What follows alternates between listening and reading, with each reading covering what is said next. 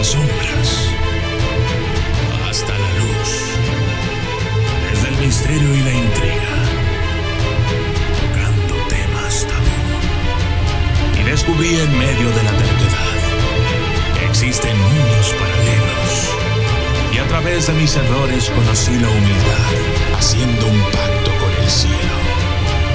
Yo soy el documentalista. La propia palabra gótico evoca imágenes de castillos que se desmoronan, cosas aterradoras que puedes ver en la noche, sucesos inexplicables, monstruos, criaturas de la noche.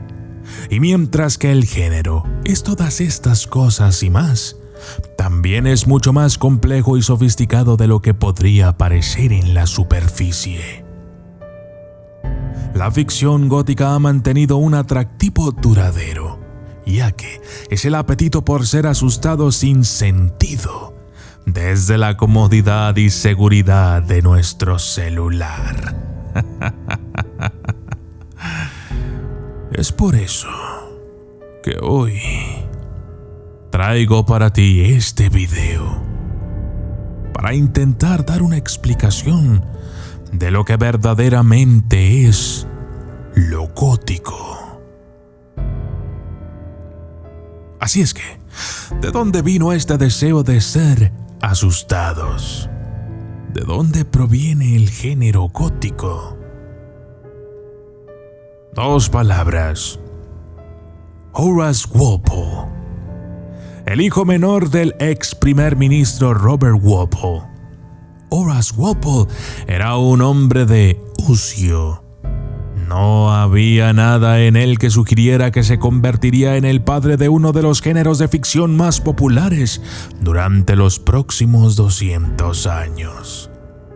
Su padre se había asegurado de que Horace se estableciera financieramente, arreglándole varias sinecuras, puestos asalariados que requerían poco trabajo.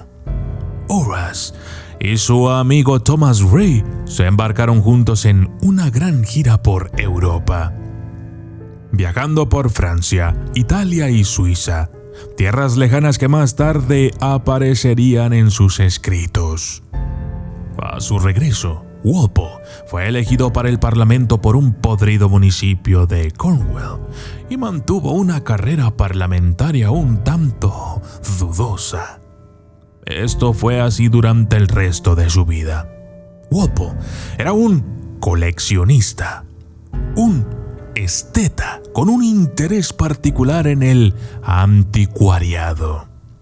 En 1749, se puso a crear Strawberry Hills House, una extravagante casa neogótica en Twickenham, destartalada, con torres, almenas e interiores deliberadamente sombríos.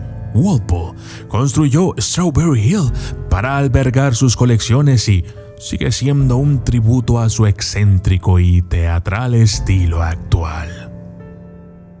Este estilo no se considera plenamente gótico y se conoce a menudo como gótico de Strawberry Hill o gótico gregoriano para diferenciarlo de los ejemplos posteriores.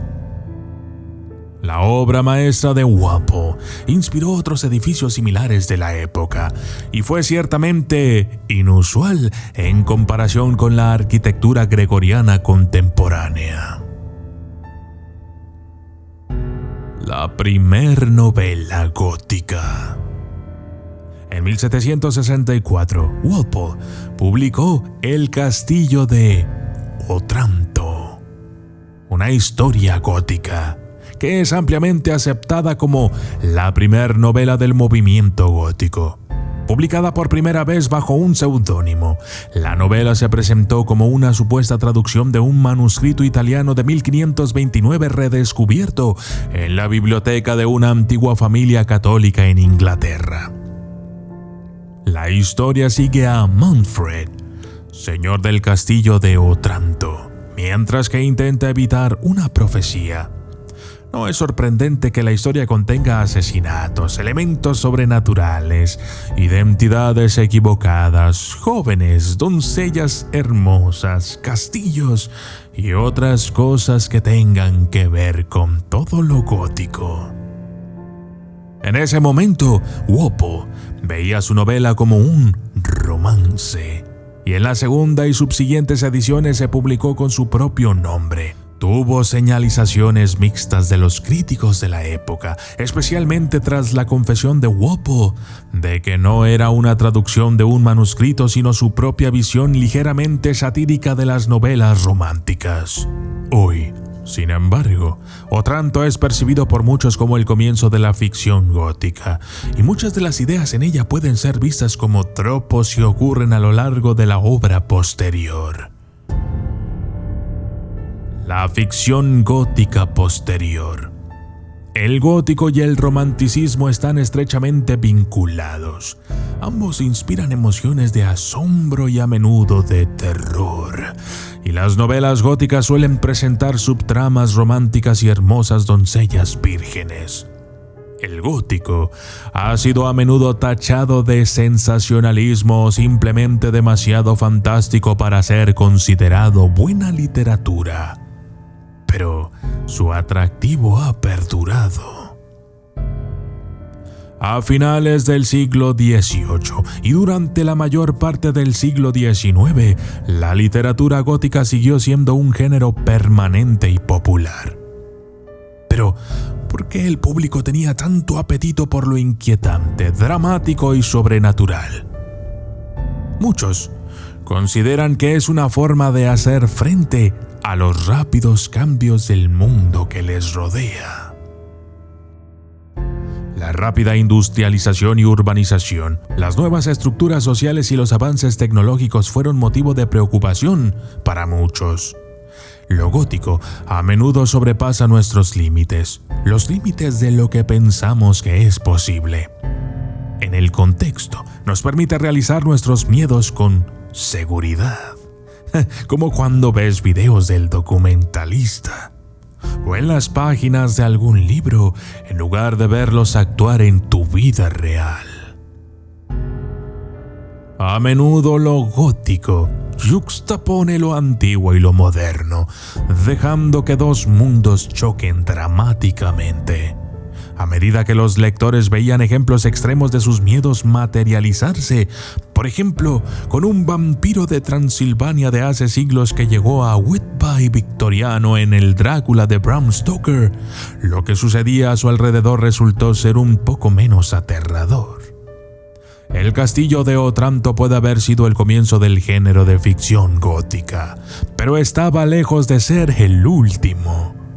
Desde lo abiertamente sobrenatural a lo sutilmente siniestro, lo gótico explora todo el espectro de las emociones humanas y nos da una emoción de inquietud que rara vez se encuentra en la mundanidad de la vida cotidiana.